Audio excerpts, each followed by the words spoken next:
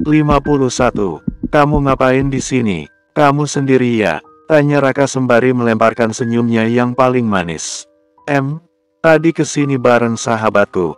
Dia buru-buru pulang, dan aku lagi nunggu suamiku jemput, sahut Reina. Wajah Raka sontak berubah kesal mendengar Reina menyebut kata suami. Menjemputmu? Bagaimana bisa dia menjemputmu dengan kondisinya yang masih duduk di kursi roda? Bagaimana kalau aku saja yang antar kamu pulang? Tawar Raka penuh harap. Maaf dokter Raka, aku rasa tidak perlu kamu mengantarkanku pulang. Kalau masalah suamiku yang kamu bilang masih duduk di kursi roda, kamu salah. Suamiku sudah sembuh dan sekarang dia benar-benar akan menjemputku. Mungkin sebentar lagi, dia akan nyampe, tutur Reina, dengan berusaha untuk tetap bersikap sopan. Sudah sembuh? Tidak mungkin. Raka berdecak sembari menggeleng-gelengkan kepalanya, tidak percaya. Terserah kamu mau percaya atau tidak, sahut Reina, sembari melihat ke arah eskalator, berharap Ziyad belum datang. Ia tidak mau, kalau suaminya itu nanti salah paham melihat ada dokter Raka bersamanya sedangkan Selena sudah tidak ada. Dokter Raka, bukan bermaksud mengusir, aku tahu kalau tempat ini adalah tempat umum, tapi bisa tidak kamu pergi dari sini dan cari tempat lain. Aku tidak mau nanti suamiku salah paham. Reina akhirnya memberanikan diri untuk mengungkapkan apa yang ada di hatinya. Kenapa harus seperti itu? Justru aku mau lihat Ziyad langsung. Apa benar seperti yang kamu katakan, dia sudah sembuh atau tidak? Karena, entah kenapa aku tidak yakin kalau dia sudah sembuh. Raka tersenyum sinis. Kalau kamu tidak mau pergi, biar aku saja yang pergi, permisi. Reina akhirnya memutuskan untuk beranjak pergi. Namun, bukan Raka namanya kalau membiarkan Reina pergi begitu saja. Dia merasa sulit untuk menghubungi wanita itu karena nomornya sudah diblokir yang dia yakini dilakukan oleh Ziyad. Jadi begitu bertemu dengan wanita yang sudah mengganggu pikirannya itu, tentu saja dia tidak mau menyia-nyiakan kesempatan. Tunggu Reina, kamu jangan pergi dulu. Izinkan aku mengantarkan kamu pulang. Seru Raka sembari berusaha mensejajarkan langkahnya dengan langkah Reina. Reina tidak mau menjawab sama sekali.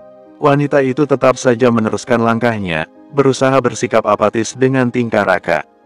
Merasa kalau Reina tidak memberikan respon, Raka sontak saja langsung meraih tangan wanita itu dan mencengkram pergelangan tangan wanita itu. Reina, ayolah, biar aku yang mengantarkanmu pulang. Kamu tidak perlu mengatakan kalau kamu akan dijemput sama suamimu. Dokter Raka, tolong lepaskan tanganku. Jangan seperti ini. Reina berusaha melepaskan tangannya dari cengkaraman Raka. Aku akan melepaskanmu, kalau kamu setuju aku antar pulang. Mau ya? Raka memasang wajah memelasnya. Aku tidak mau. Lepaskan tanganmu dari tanganku. Harus berapa kali aku katakan kalau suamiku akan jemput. Reina masih berusaha menarik tangannya, namun cengkaraman tangan Raka benar-benar sangat kencang. Sementara orang-orang yang lewat bersikap apatis, tidak peduli melihat apa yang dilakukan oleh Raka. Karena banyak mengira kalau Raka dan Reina adalah sepasang kekasih yang sedang ada masalah, jadi tidak ada yang mau mencampuri urusan keduanya. Reina, kamu kenapa sih tidak mau? Apa kamu yakin kalau laki-laki yang kamu sebut suamimu itu mencintaimu dengan tulus? Dia itu hanya memanfaatkanmu saja, Reina. Sadar kamu sadar. Usaha Reina untuk melepaskan diri seketika menyurut mendengar ucapan Raka dan tentu saja hal itu membuat Raka tersenyum, merasa yakin kalau perkataannya sudah bisa mempengaruhi pikiran wanita di depannya itu. Reina, lihat aku benar-benar mencintaimu dengan tulus. Aku sudah jatuh cinta padamu, di pandangan pertama. Kamu itu harusnya pantas hidup dengan laki-laki yang benar-benar mencintaimu. Sepertiku bukan dengan laki-laki yang hanya mengandalkan kekayaannya saja demi mendapatkan sesuatu. Lanjut Raka lagi, masih berusaha mempengaruhi pikiran Reina. Hei, lepaskan tanganmu dari tangan istriku. Tiba-tiba terdengar suara dari belakang Raka.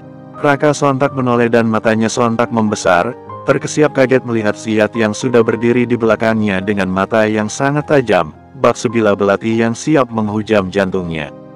Cengkaraman tangan Raka langsung melemah dan kesempatan itu tidak disia-siakan oleh Reina untuk melepaskan diri. Jadi, dia benar-benar sudah sembuh.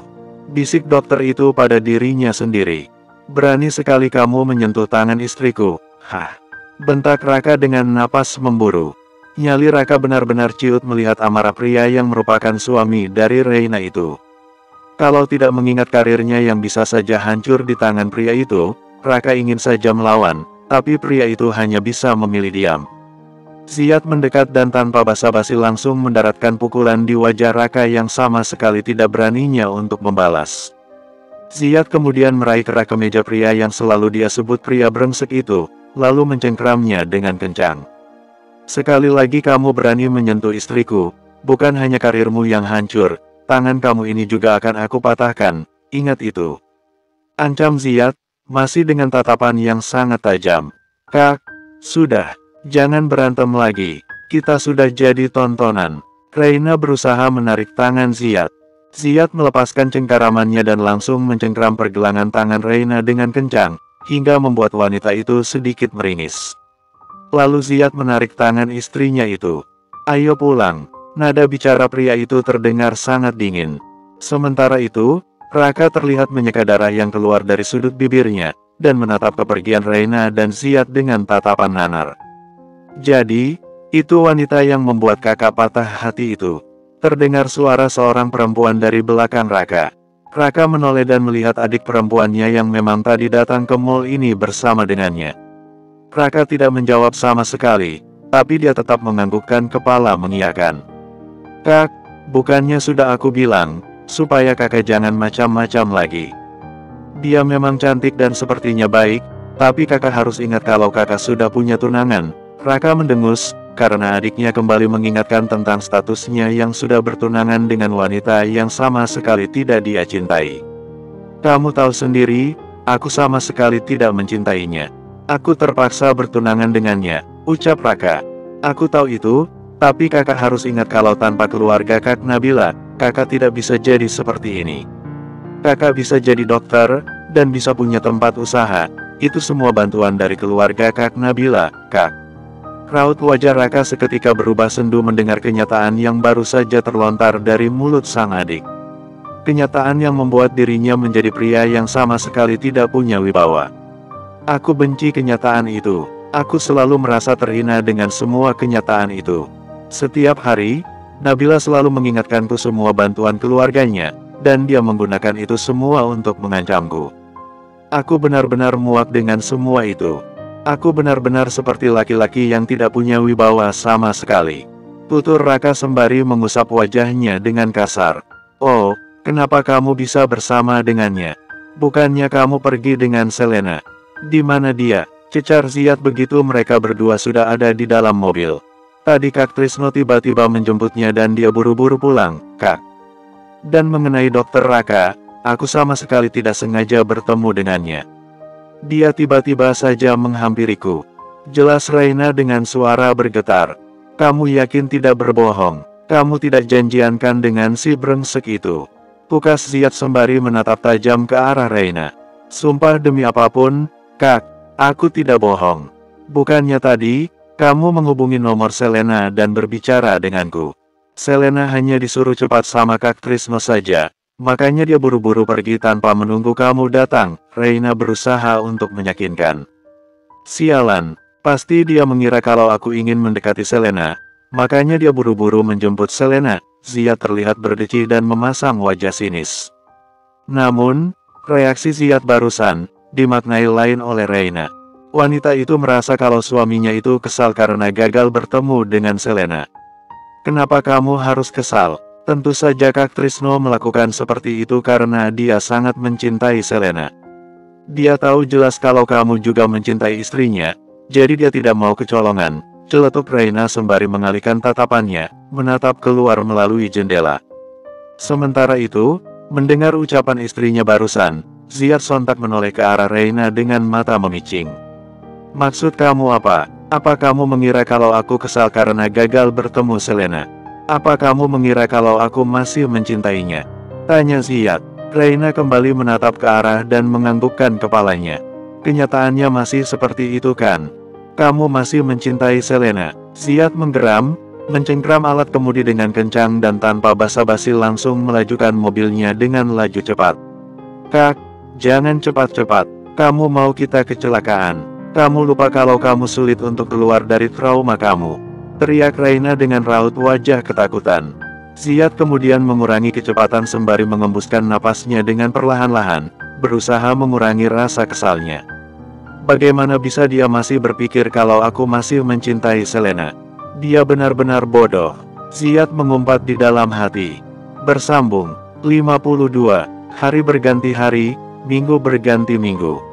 Tidak terasa sudah sebulan lamanya, semenjak kepergian mamanya Reina menghadap Ilahi. Reina sudah terlihat tidak berduka lagi, dan perlakuan Ziyad suaminya juga semakin manis padanya. Namun, ia belum pernah sekalipun mendengar dari mulut suaminya itu, kalau pria itu mencintainya. Selama sebulan ini juga pagi-pagi sekali, Naya sering datang ke rumah, untuk menemui Ziyad, tapi suaminya itu sama sekali tidak pernah meladeni gadis itu, bahkan lebih tepatnya Ziyad selalu bersikap apatis dan bahkan terkesan tidak menganggap kehadiran Naya. Namun, pagi ini terasa sangat damai, karena untuk pertama kalinya Naya tidak datang. Entah apa alasan Putri Tio itu tidak datang, Reina tidak tahu dan tidak mau tahu. Tapi yang pasti, Reina berharap kalau ketidakhadiran gadis itu, karena dia sudah menyerah. Pagi ini, seperti biasa, Reina berniat untuk menyiapkan pakaian kerja untuk Ziyad, ketika suaminya itu sedang mandi. Ia sudah meletakkan semuanya di atas ranjang, mulai dari kemeja, jas, celana, dasi, sampai pakaian dalam pria itu. Awalnya setiap mengambilkan pakaian dalam untuk suaminya itu, dia selalu merasa malu, tapi sekarang Reina sudah biasa saja. Ketika dia hendak mendaratkan tubuhnya duduk di atas sofa, Reina tiba-tiba teringat paper bag yang berisi 4 buah lingerie yang pernah dibelikan oleh Selena untuknya. Ya, lingerie yang masih tersimpan rapi di dalam paper bag, dan disembunyikannya di dalam lemari. Dulu, ketika Ziyad bertanya apa isi paper bag yang dia bawa, Reina menjawab kalau itu adalah dress yang dibelikan oleh Selena untuknya, dan untungnya suaminya itu percaya. Namun, entah kenapa pagi ini, Reina tiba-tiba ingin melihat lingerie itu kembali. Ia pun mengayunkan kakinya melangkah ke arah lemari dan meraih-meraih paper bag itu. Sebelum mengeluarkannya, Reina melirik sebentar ke arah kamar mandi untuk memastikan suaminya itu belum keluar dari dalam sana. Setelah memastikan situasi aman, Reina mengeluarkan 1 buah lingerie berwarna merah menyala, dan membentangkannya. Tiba-tiba dia bergidik geli melihat dress tipis itu. Ih, tipis sekali sih. Apa sudah saatnya aku harus memakai ini? Gumam Reina masih menatap geli ke arah lingerie itu. Lagian, kenapa Kak Ziyad belum meminta haknya sih? Apa karena dia belum bisa mencintaiku? Tapi, apa makna perlakuannya selama ini? Dia memperlakukanku seakan-akan dia sudah mencintaiku, batin Reina. Apa yang kamu lakukan di sana? Reina terjengkit kaget dan langsung memasukkan kembali lingerie itu dengan cepat ke dalam lemari lalu menutup kembali lemari itu. Bagaimana tidak, tiba-tiba Ziyad sudah keluar dari dalam kamar mandi dan dia tidak mendengar sama sekali karena sedang melamun. Tidak ada sama sekali, Kak. Sahut Reina dengan gugup dan wajah memerah. Ziyad tentu saja tidak bisa percaya begitu saja. Pria itu tampak memicingkan matanya, menatap Reina dengan tatapan menyelidik. Kalau tidak ada, kenapa kamu gugup seperti itu? Kamu benar tidak menyembunyikan sesuatu. Ziyad kini sudah berdiri tepat di depan Reina. Wangi sabun mandi langsung menyeruak dan dengan jelas tercium oleh hidung Reina. Dan anehnya aroma itu, kali ini sensasinya beda dari biasanya. Kali ini seakan ada magnet yang membuat Reina tertarik ingin memeluk Ziyad agar ia bisa leluasa mencium aroma tubuh suaminya itu. Namun, Reina masih berusaha untuk menahan diri untuk tidak melakukan hal yang menurutnya memalukan itu. Kamu kenapa berkeringat seperti itu? Kamar kita tidak panas kan? Tanya Ziyad yang semakin memicingkan matanya. Tidak ada, Kak. Kak, sebaiknya kakak pakai baju sekarang. Aku mau masuk ke kamar mandi. Reina mencoba untuk menghindar. Seperti biasa, setiap Ziyad akan mengenakan pakaiannya, Reina akan berinisiatif untuk masuk ke kamar mandi sampai pria itu selesai berpakaian. Kamu jangan pergi dulu, aku belum puas dengan jawabanmu. Ziyad menahan tubuh Reina dengan mencengkram pergelangan tangan wanita itu, sehingga langkah wanita itu terhenti. Benaran tidak ada apa-apa, Kak. Kamu berpakaian saja sekarang, supaya tidak telat ke kantor, sahut Reina, tanpa menoleh ke arah Ziyad. Aku bosnya, dan tidak akan ada yang akan marah kalau aku telat. Kamu tidak perlu khawatir akan hal itu. Sekarang kamu jelaskan padaku, apa yang kamu sembunyikan. Kalau tidak ada apa-apa, kenapa kamu tidak mau melihatku? Cecar Ziyad, sembari berusaha membalikkan tubuh istrinya itu agar menghadap ke arahnya. Kamu merasa tertarik ya lihat tubuhku? Apa kamu mau memeluknya? Ziyad mulai menggoda. Tidak sama sekali. Reina berusaha melepaskan diri dan langsung berlari masuk ke dalam kamar mandi begitu cengkaraman tangan Ziyad terlepas. Melihat hal itu, tawa Ziyad pecah. Namun, tawanya hanya bertahan sebentar. Wajah pria itu kini berubah sendu, begitu sesuatu hal yang mengganggu pikirannya kembali berkelebat. Sampai kapan pernikahanku akan seperti ini? Sudah lama aku berusaha untuk menahan hasratku, sampai aku yakin kalau dia sudah siap. Tapi, selama ini dia masih menganggap kalau aku masih memikirkan Selena. Sampai kapan dia mengerti kalau aku tidak memikirkan Selena lagi? Benar-benar menyebalkan. Ziyad menggerutu dalam hati, sembari melangkahkan kakinya menuju ranjang di mana pakaiannya sudah terletak di atasnya. Pria itu kemudian mulai mengenakan pakaiannya. Tapi begitu selesai mengenakan celana panjangnya, pria itu tiba-tiba berniat untuk membuka lemari Reina untuk mencari tahu apa yang dimasukkan istrinya itu tadi ke dalam lemari. Ziyad begitu penasaran, kenapa tadi Reina terlihat sangat gugup. Ziyad melirik sekilas ke arah kamar mandi. Setelah memastikan tidak ada tanda-tanda kalau Reina akan keluar dari sana, Ziyad langsung mengayunkan kakinya melangkah ke arah lemari. Kemudian dengan perlahan dia membuka lemari itu. Yang pertama pria itu lihat adalah paper bag yang dia ingat, kalau paper bag itu berisi dress pemberian Selena. Setidaknya seperti itulah yang dia dengar dari Reina. Melihat paper bag itu, Ziyad langsung teringat kemarahannya saat itu. Di mana Reina saat itu tidak menggunakan kartu yang dia berikan untuk belanja, justru membiarkan Selena membayar belanjaannya. Dress seperti apa sih yang dibelikan Selena untuk Reina? Kenapa aku tidak pernah melihat dia memakainya? Bisik Ziyad pada dirinya sendiri. Ziyad sudah tidak bisa lagi menahan dirinya untuk tidak mengintip isi paper bag itu. Ia pun meraih paper bag itu dan meraih isinya keluar. Mata pria itu sontak membesar, ketika dia membentangkan lingerie merah, benda yang dimasukkan buru-buru oleh Reina tadi. Darah pria itu juga seketika berdesir ketika ia membayangkan lingerie itu membalut tubuh istrinya. Apa-apaan ini? Jadi ini yang disembunyikannya. Ziyad sontak tersenyum. Pantas saja mukanya memerah, gumam pria itu, sembari meraih kembali sisa lingerie dari dalam paper bag itu. Kak Ziyad, ngapain kamu? Kenapa mengacak-acak barangku? Seru Reina yang ternyata sudah keluar dari dalam kamar mandi. Jadi ini yang kamu sembunyikan? Kenapa harus disembunyikan? Goda Ziyad sembari membentangkan lingerie itu di depan wajah Reina. Sini, Kak, kembalikan. Reina berusaha merampas dari tangan suaminya, tapi Ziyad lebih gesit dan langsung menyembunyikan ke belakang tubuhnya. Kamu ternyata sudah lama mau aku sentuh ya sampai membeli pakaian tipis seperti ini. Kenapa kamu tidak memakainya dari awal kamu beli? Tapi kalau kamu mau, kita bisa melakukannya sekarang. Goda Ziyad sembari mengerlingkan matanya. Aku tidak membelinya. Selena yang membeli dan aku terima karena tidak enak untuk menolak. Aku menyimpannya karena aku sama sekali tidak berniat untuk memakainya. Sangkal Reina, menahan malu. Tapi aku tidak yakin sama sekali. Tadi, kamu pasti berniat untuk memakainya kan? Kalau bukan karena jam 9 nanti, aku ada pertemuan penting. Aku pasti akan memintamu memakainya sekarang. Tapi, nanti malam kamu harus memakainya, karena aku sudah memutuskan, malam ini, kita harus membuat pernikahan kita benar-benar nyata layaknya suami istri pada umumnya. Pungkas Ziyad, membuat Reina menelan ludahnya dengan kasar. Sementara itu, Ziyad melangkah kembali ke arah ranjang dan meraih dasinya. Sekarang kamu pakaikan dasiku. Celetuk pria itu, membuat Reina yang tadinya mematung langsung terjengkit kaget. Ia pun melangkah dengan wajah yang masih memerah dan meraih dasi dari tangan suaminya itu. Jantungnya benar-benar sudah tidak bisa diajak kerja sama lagi, karena detaknya sudah berdetak sangat kencang. Apalagi ditambah dengan tatapan Ziyad yang tidak berkedip ke arahnya, membuat debaran jantungnya semakin tidak terkendali.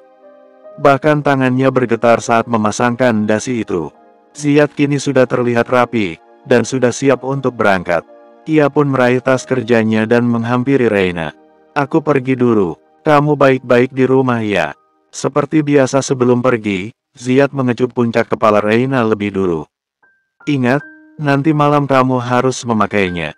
Aku ingin kamu pakai yang berwarna merah tadi, karena sepertinya terkesan lebih menantang."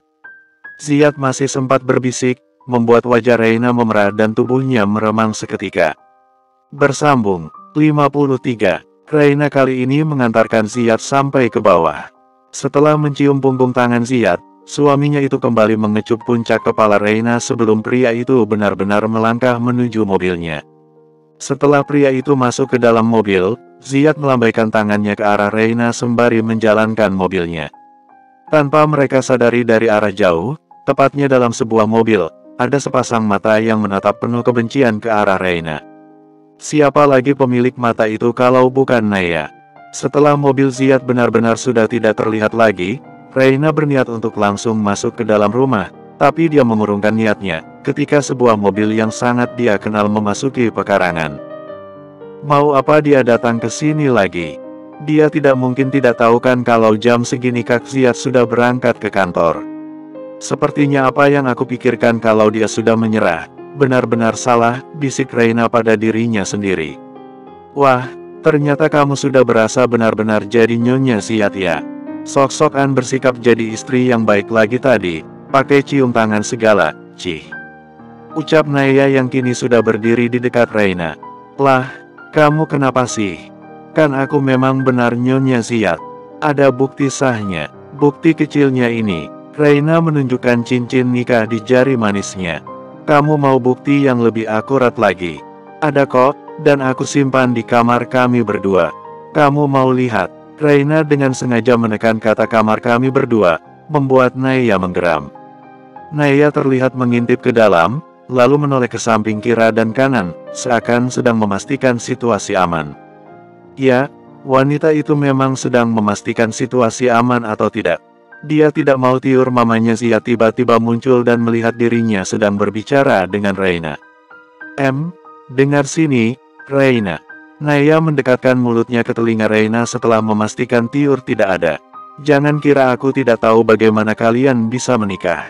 Papaku sudah menyelidiki semuanya. Kamu itu hanya seorang kuli panggul dan punya mama yang sakit-sakitan. Jangan kira aku tidak tahu kalau kamu menikah dengan Ziyad hanya demi uang, agar kamu bisa membiayai pengobatan ibumu. Dan aku juga tahu kalau Kak Ziyad terpaksa menikah denganmu. Jadi, intinya kalau pernikahan kalian bukan didasari dengan cinta."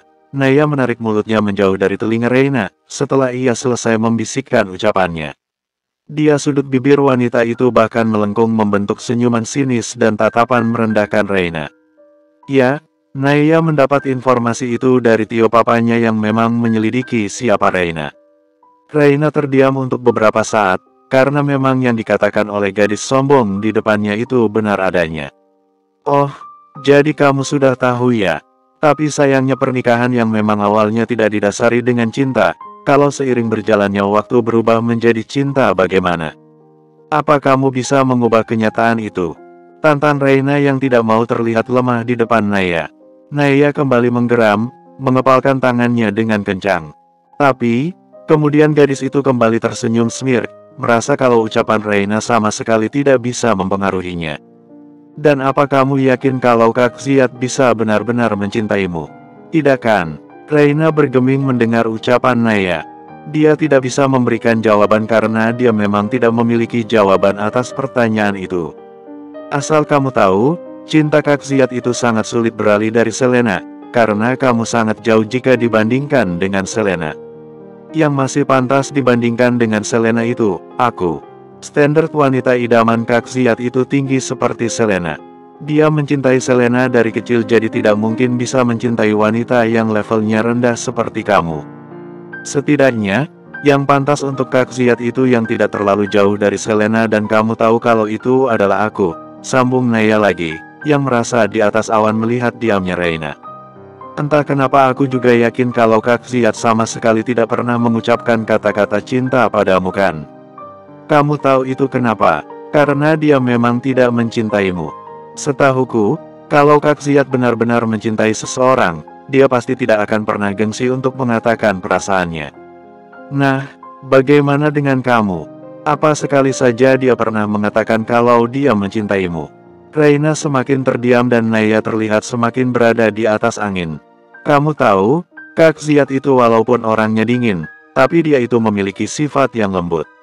Aku merasa sikap baiknya padamu, itu hanya karena rasa kasihan di mana kamu sudah jadi anak yatim piatu.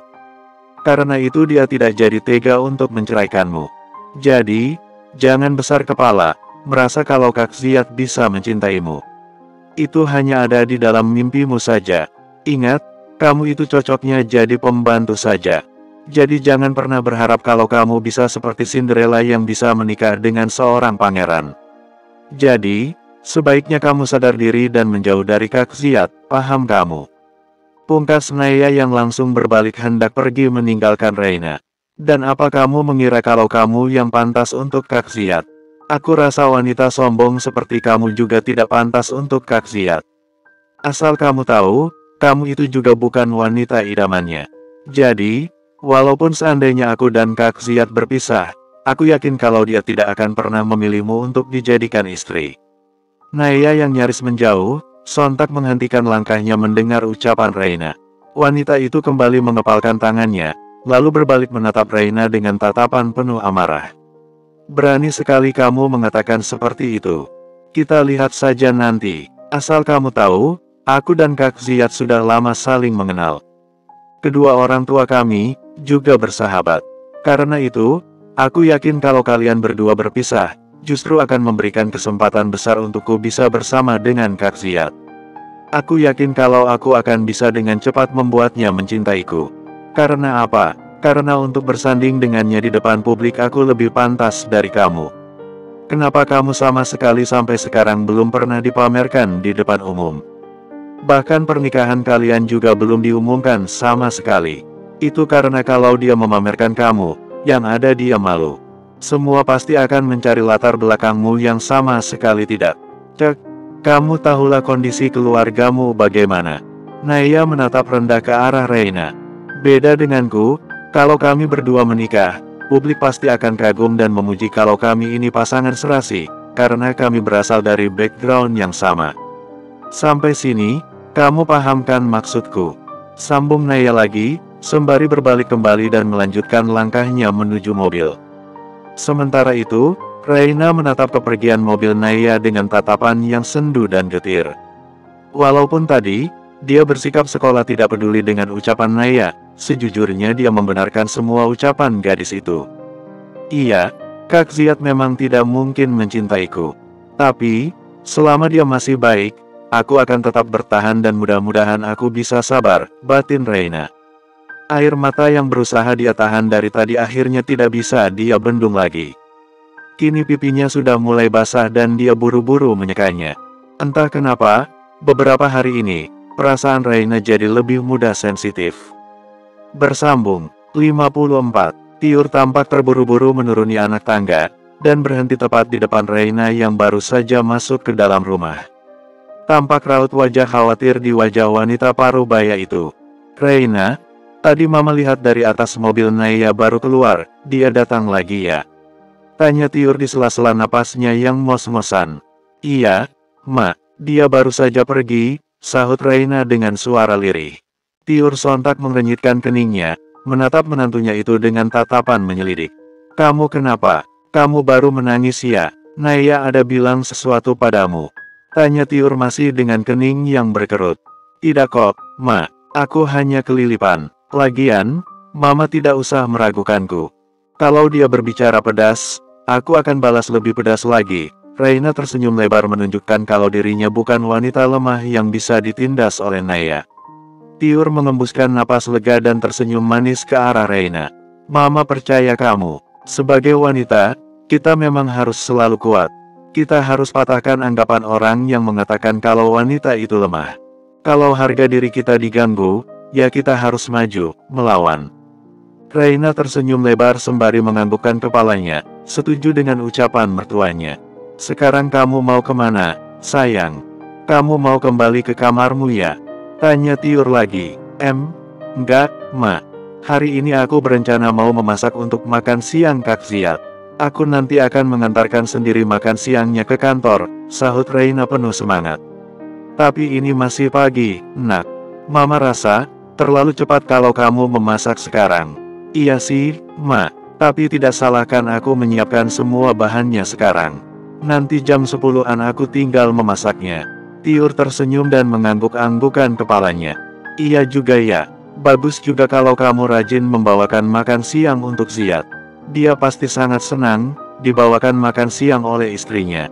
Kamu mau Mama bantu? Tiur menawarkan bantuan. Tidak perlu, Ma. Aku bisa sendiri kok. Mama tenang saja. Semuanya nanti akan selesai tepat waktu. Aku ke dapur dulu ya, Ma. Tiur menganggukkan kepalanya dan Reina pun langsung beranjak pergi menuju dapur. Oh, semua bahan dan bumbu sudah selesai disiapkan oleh Reina. Jam kini sudah menunjukkan pukul 10. Reina pun bersiap untuk langsung memasak agar dia bisa berangkat ke kantor Ziad pukul 11 nanti. Di dalam dapur kini tidak hanya ada Reina. Tiur dan Marni sang asisten rumah tangga juga sudah berada di dapur. Marni menawarkan bantuan, tapi seperti sebelumnya, Reina selalu menolak, karena entah kenapa dia ingin sekali makan siang yang akan dia bawakan pada Ziad, murni atas sentuhan tangannya, tidak ada sentuhan tangan orang lain. Sewaktu menumis bawang merah, tiba-tiba Reina merasa perutnya diaduk-aduk, membuat wanita itu ingin muntah. Hueks! Reina dengan cepat menutup mulutnya. Tiur yang dari tadi duduk seketika bangun dari duduknya dan menghampiri Reina. Kamu kenapa, sayang? Kamu baik-baik saja kan? Kenapa wajahmu pucat? Cecar Tiur dengan raut wajah khawatir. Aku tidak apa-apa kok, Ma. Cuma aku tidak tiba-tiba mual, mencium bau bawang itu. Bukannya merasa khawatir, Tiur justru tersenyum mendengar jawaban menantunya itu. Non Reina lagi hamil mungkin. Celetuk Marni, membuat senyum Tiur semakin mengembang. Berbeda dengan Tiur, justru Reina terkesiap kaget, sembari menggeleng-gelengkan kepalanya. Apa benar kamu hamil, sayang? Kalau iya, kamu duduk saja, biar Mama yang melanjutkan masakanmu. Tiur mematikan kompor dan menuntun Reina untuk duduk di kursi. Aku tidak hamil, Ma. Karena aku dan Reina menggantung ucapannya, karena tidak tega melihat wajah mertuanya yang begitu bahagia. Ya, Tuhan bagaimana ini? Mama sudah terlihat begitu bahagia. Bagaimana aku mau memberitahukan pada Mama kalau aku tidak mungkin hamil, karena aku dan Kak Ziad belum melakukan hubungan suami istri sama sekali. Mama pasti kecewa karena tidak sesuai dengan apa yang dia bayangkan, bisik Reina pada dirinya sendiri. Sementara itu Tiur dengan bahagia melangkah kembali ke arah kompor dan menyalakan kompor. Ma, biarkan aku saja yang melakukannya. Aku benar-benar ingin memasak sendiri untuk Kak Ziad. Reina sudah berdiri lagi dan kembali menghampiri mama mertuanya. Sementara itu, Marni sudah izin untuk kembali ke belakang, untuk melakukan pekerjaan lainnya. Kamu duduk saja, sayang. Biar mama saja yang melakukannya. Takutnya kamu benaran hamil. Kalau iya kan, nanti kamu capek dan bisa terpengaruh ke janinmu. Ucapan Tiur membuat Reina semakin merasa tidak enak. Dia benar-benar takut mengecewakan mama mertuanya itu, tapi kalau dia diam saja, takutnya wanita parubaya itu nanti akan semakin kecewa kalau tahu belakangan. Ma, aku itu tidak mungkin hamil, karena aku dan Kak Ziad selama ini sama sekali belum melakukan hubungan suami istri. Akhirnya Reina mencoba untuk memberitahu dan dia mengatakannya dengan suara yang sangat pelan dan terkesan sangat hati-hati. Tiur sontak terpaku dan langsung menatap Reina dengan ekspresi kaget. Belum sama sekali, tanyanya memastikan dan Reina menganggukkan kepala, mengiyakan sembari menggigit bibirnya. Bagaimana bisa? Kalian kan tidur dalam satu kamar dan di ranjang yang sama, apa tidak ada timbul hasrat sama sekali? Anak saya normal kan? Reina menggaruk-garuk kepalanya yang tidak gatal sama sekali dan cengengesan. Kayaknya sih normal, Ma, ucap Reina, dengan pipi yang merona, karena tiba-tiba ia teringat dengan permintaan suaminya itu, sebelum berangkat ke kantor tadi pagi. Hanya saja, Mungkin Kak Ziyad masih enggan melakukannya denganku. Atau mungkin saja dia tidak mau, karena dia tidak mencintaiku sama sekali. Lanjut Reina lagi yang kali ini dengan wajah sendu. Reina sama sekali tidak berani mengatakan pada Tiur soal permintaan Ziyad tadi pagi. Tiur berdecak dan menggeleng-gelengkan kepalanya. Tunggu dulu, Mama mau tebak, dari ucapanmu tadi, apa itu berarti kalau Ziyad sama sekali tidak pernah mengungkapkan perasaannya padamu? Pukas Tiur, tidak pernah, Ma. Lagian tidak mungkin kan, Kak Ziyad bilang mencintaiku, sementara dia sama sekali tidak mencintaiku. Lagi-lagi Reina tersenyum miris. Haish, dasar Ziyad bodoh. Bisa-bisanya dia tidak mengungkapkan perasaannya sampai sekarang. Dia sepertinya menyepelekan hal ini. Ini benar-benar tidak bisa dibiarkan. Aku harus bicara dengannya nanti malam. Bisik Tiur pada dirinya sendiri. Ma, sudah jam 10:30, sini biar aku lanjutkan masaknya. Reina meraih spatula dari tangan mertuanya dan mulai memasak kembali. Lagi-lagi Reina merasa mual, tapi dia berusaha untuk menahannya. Oh, sementara itu, di tempat lain, tepatnya di sebuah rumah mewah milik Tio, tampak Naya berjalan masuk dan langsung menuju dapur. Kedua tangannya tampak menenteng kantongan plastik yang di dalamnya ada beberapa kotak makanan yang sengaja dia beli dari restoran mahal. Dengan raut wajah yang berbinar, dan sembari bernyanyi-nyanyi kecil, Naya mengeluarkan kotak-kotak makanan itu, dan memindahkannya ke dalam kotak makanan yang ada di rumah. Naya, apa yang kamu lakukan? Celetuk seseorang yang tidak lain adalah Catherine, mamanya Reina. Mama, ngagetin saja, seru Naya sembari mengelus-elus dada. Maaf, tapi Mama mau tanya, apa yang kamu lakukan di dapur ini? Dan apa itu? Catherine menunjuk ke arah rantang makanan yang ada di atas meja. Oh, ini sengaja aku beli makan siang untuk Kak Ziyad. Aku sengaja memindahkannya ke dalam rantang ini, supaya terlihat seperti makanan dari rumah. Karen, nantinya aku berencana mau mengatakan kalau aku sengaja memasak untuknya, sahut Naya dengan santai. Naya, jangan gila kamu, bentak Catherine dengan mata membesar. Wanita parubaya itu benar-benar kaget dan tidak menyangka kalau putrinya itu bisa mempunyai rencana licik seperti itu. Bersambung, 55, Naya, jangan gila kamu, bentak Catherine dengan mata membesar. Wanita parubaya itu benar-benar kaget dan tidak menyangka kalau putrinya itu bisa mempunyai rencana licik seperti itu. Apaan sih, Ma, tidak usah teriak, aku belum budek, sahut Naya santai dengan tangan yang masih terus memindahkan makanan ke dalam rantang. Naya, hentikan niat kamu ini, Nak. Apa yang kamu lakukan ini sama sekali tidak baik. Jangan lagi berharap akan sesuatu yang bukan milikmu. Ting, Naya menghempaskan sendok dengan keras hingga membunyikan dentingan yang cukup keras, ketika dia mendengar ucapan mamanya. Kemudian, gadis itu menatap mamanya dengan tajam.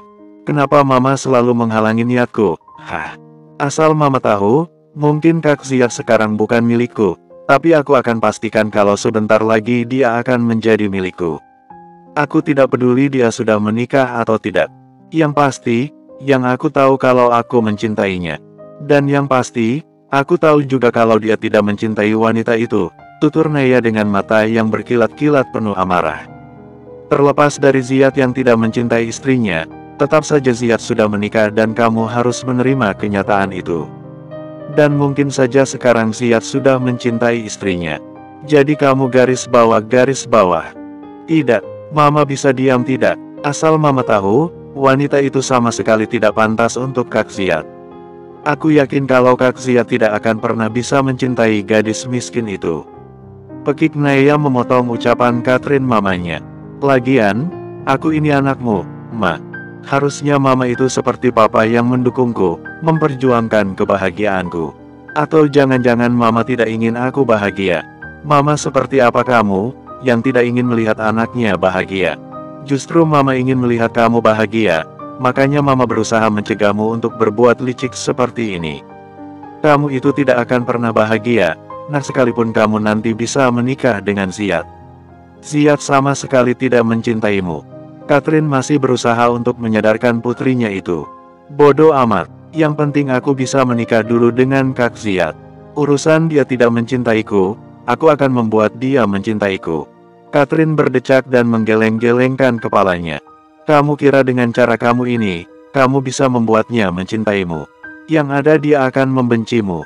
Jangankan untuk menikahimu, melihat kamu saja dia mungkin tidak akan sudi. Jadi, Mama mohon, kamu hentikan niat kamu untuk merebut Ziyad dari istrinya. Tegas Catherine. Aku tidak mau. Mama mau dengar sekali lagi. Aku tidak mau. Naya bicara penuh penekanan. Terserah Mama mau bilang apa, aku tetap akan merebut apa yang seharusnya milikku. Aku hanya mau mengalah kalau seandainya Kak Ziyad menikah dengan Selena. Itu karena aku tahu kalau aku tidak sanggup bersaing dengannya. Tapi, kalau dengan gadis miskin itu, aku tidak bisa terima, Ma. Masa aku kalah dengan wanita seperti itu? Aku jelas-jelas tidak bisa terima dong. Sorot mata Naya memancarkan kebencian yang amat sangat, mengingat wajah Reina. Dan asal Mama tahu, Papa sudah menyelidiki, siapa wanita itu dan kenapa mereka bisa menikah. Wanita itu menikah dengan Kak Ziyad, bukan karena cinta, tapi demi uang juga. Jadi, aku harus menjauhkan Kak Ziyad dari wanita seperti itu. Sambungnya lagi, banyak cara dalam sebuah pernikahan, mungkin itu salah satu jalannya mereka bisa menikah. Entah kenapa Mama yakin kalau mereka berdua sudah saling mencintai, Nay. Kamu tidak akan bisa memisahkan mereka karena selain Ziyad tidak menginginkanmu. Mama lihat, Tante Tiur dan Om Andreas juga sudah sangat menyayangi menantunya itu. Usaha kamu ini, Mama pastikan akan sia-sia. Catherine tampak tidak menyerah untuk menyadarkan putrinya itu. Untuk sekarang, boleh saja mereka menyayangi wanita itu. Tapi aku pastikan lambat laun aku akan bisa merebut hati Tante Tiur dan Om Andreas, Naya berucap dengan penuh percaya diri. Oke, Done, aku berangkat dulu. Pasti Kak Ziyad nanti akan merasa terharu melihat perhatian yang kuberikan. Naya meraih rantang berisi makanan itu dan tidak lupa dengan tasnya. Kemudian, gadis itu mengayunkan kakinya, hendak melangkah pergi. Naya, kalau kamu masih berani pergi, Mama pastikan, kamu tidak akan melihat Mama lagi nanti di rumah ini. Lebih baik Mama pergi jauh, daripada Mama malu melihat kelakuanmu. Catherine berusaha mencegah Naya dengan ancaman. Naya yang nyaris beranjak pergi, menyurutkan langkahnya dan berbalik kembali. Mama mau mengancamku. Mama kira aku akan menangis dan merengek-rengek agar Mama mengurungkan niat Mama, begitu. Tidak akan. Terserah Mama, kemanapun Mama pergi, aku tidak peduli. Asal Mama tahu, aku akan menentang siapapun yang berniat menghalang-halangiku untuk mendapatkan Ziyad, sekalipun itu mamaku sendiri. Astaga, Naya, kamu benar-benar sudah gila, nak. Perasaanmu itu bukan cinta lagi, melainkan obsesi. Kamu itu sebenarnya tidak mencintai Ziyad lagi, tapi ego kamu yang memaksa dirimu sehingga kamu menganggap kalau yang kamu rasakan itu cinta, padahal kamu salah, itu bukan cinta melainkan garis bawah. Mama jangan banyak bicara lagi. Apapun yang Mama katakan aku tidak peduli. Aku yang tahu bagaimana perasaanku. Bukan Mama. Bukannya tadi Mama bilang mau pergi. Pergi saja Ma, kalau Mama bisa. Asal Mama tahu, aku sudah tahu, kenapa Mama lebih membela perempuan yang bukan anak Mama itu dibandingkan aku yang anak kandung Mama, itu karena kalian sama kan. Mama juga dulu datang dari kaum jelata seperti perempuan itu, tapi derajat Mama diangkat oleh Papa. Jadi sekarang aku yakin, Mama pasti hanya menggertakku. Mana mungkin Mama bisa hidup di luar sana tanpa kemewahan yang diberikan Papa. Jangan lupa, Ma, Mama itu bisa hidup mewah karena Papa. Jadi Mama harus bersyukur. Aku pergi dulu, jangan cegah aku lagi. Pungkas Naya sembari berlalu pergi. Catherine menatap kepergian Naya dengan tatapan sendu, sampai tubuh putrinya itu hilang dari pandangannya. Ia benar-benar tidak menyangka kalau putri yang susah payah dia lahirkan itu bertubuh menjadi pribadi yang egois. Catherine merasa benar-benar gagal menjadi seorang ibu sekarang. Catherine kemudian meraih ponselnya yang tadi dia letakkan di atas meja, dan sempat menekan obrolannya dengan Naya. Lalu, wanita parubaya itu mencari nomor Tio suaminya dan langsung menekan tombol panggil. Tidak perlu menunggu lama, panggilan Catherine langsung mendapat respon dari suaminya itu. Halo, sayang. Sapa Tio dengan lembut dari ujung sana. Aku mau pergi dari rumah ini. Kamu jaga baik-baik dirimu dan Naya. Aku benar-benar sudah tidak sanggup lagi menghadapi keegoisan kalian berdua. Tanpa basa-basi, Catherine langsung bicara pada intinya. Sayang, kamu bicara apa sih? Kenapa kamu tiba-tiba berbicara seperti itu? Apa ada sesuatu yang terjadi? Tio terdengar panik dari ujung sana. Ya, dan ini karena kamu. Karena rasa sayangmu yang berlebihan, kamu sudah membuat Naya menjadi pribadi yang egois. Bukan, tapi sangat, sangat egois. Aku benar-benar gagal menjadi seorang ibu, dan itu karena kamu. Ucap Catherine dengan sangat emosional. Sayang, kamu tenang dulu. Katakan pelan-pelan apa yang sebenarnya terjadi. Kamu jangan pura-pura tidak tahu. Kenapa kamu harus menuruti kemauan putrimu untuk menyelidiki siapa Reina dan kenapa mereka bisa menikah? Kamu tahu tidak, dengan begitu secara tidak langsung kamu itu mendukung Naya untuk memisahkan Siak dan istrinya. Bagaimana bisa kamu mendukung perbuatan tercela seperti itu? Hah? Demi kebahagiaannya. Kebahagiaan apa yang kamu maksud? Kamu memikirkan kebahagiaan putrimu, tapi kamu menghancurkan kebahagiaan orang lain. Aku benar-benar sudah muak dan aku tidak ingin hidup dengan manusia egois seperti kalian berdua lagi. Catherine berbicara panjang lebar, tanpa jeda dan penuh amarah. Sayang, tolong jangan garis bawah. Jangan kamu panggil aku sayang lagi. Aku muak mendengarnya. Sekarang aku memutuskan untuk pergi, dan aku tidak akan kembali selama kamu dan Naya belum berubah. Nada bicara Catherine masih belum berubah, dan justru sekarang terdengar sangat tegas dan penuh penekanan. Sayang, jangan seperti itu. Kamu tidak boleh gegabah dan asal mengambil keputusan. Kasihan Naya, kalau kamu pergi. Tio berusaha membujuk di tengah kepanikannya. Ini sudah menjadi keputusanku. Dan untuk masalah Naya, kamu tidak perlu kasihan karena dia sama sekali tidak peduli kalau aku pergi. Justru dia tadi malam meremehkanku, mengatakan kalau aku hanya menggertak dia, dan mengatakan kalau aku tidak akan bisa hidup tanpa kemewahan. Dia mengingatkanku kalau kamu yang mengangkat derajatku. Aku ini tidak ada apa-apanya, tanpa kamu. Ingin aku membantah, tapi sayangnya yang dia katakan itu benar. Kalau seandainya tadi orang lain yang mengatakan seperti itu, aku bisa saja tidak peduli. Tapi kenapa aku harus mendengar dari mulut anakku sendiri? Catherine mulai terisak. Ia yang tadinya berusaha untuk tegar kini sudah tidak bisa menahan air matanya untuk tidak keluar. Dia mengatakan seperti itu. Tidak mungkin. Terdengar suara lirih Tio dari ujung telepon.